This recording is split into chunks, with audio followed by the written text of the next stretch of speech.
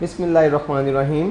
Viewers, अपने इस video में हम दो मज़ीद टूल्स को डिस्कस करेंगे। बेसिकली ये दोनों टूल्स आपको अपने टूल बार में, जब आपने रेक्टेंगल टूल बार सेलेक्ट किया या ओवल टूल बार सेलेक्ट किया, उस वक्त आपको ये दोनों टूल्स जो हैं वो दिखाई दिए गए होंगे।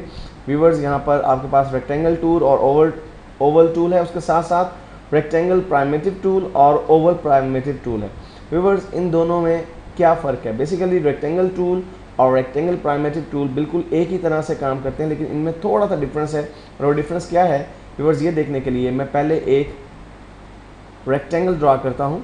व्यूअर्स, जब मैं एक रेक्टेंगल ड्रा कर लेता हूँ और बाद में चाहे मैं उसको सिलेक्ट कर लूँ, ये सिलेक्टेड है, ये हमारा रेक्टेंगल। सिलेक्ट करने के बाद भी इवन अगर मैं इनकी प्रॉपर्टीज़ को चेंज करना चाहूँ, मैं इनकी प्रॉपर्टीज़ को चेंज नहीं कर सकता। यहाँ पे देखिए इनकी प्रॉपर्टीज़ जो हमारे पास इस टूल बार की हैं। मसलन मैं इसके रेडियस को कम ज़्यादा करना चाहूँ तो मैं रेडियस को कम ज़्यादा नहीं कर सकता। एक मरतबा जब मैंने शेप ड्रॉ कर दी तो मैं उसकी प्रॉपर्टीज़ को चेंज नहीं कर सकता।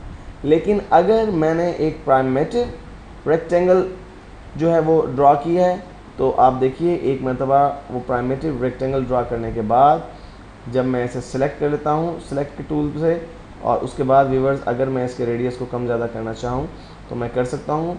ये बिल्कुल प्रॉपर वे में काम कर रहा है।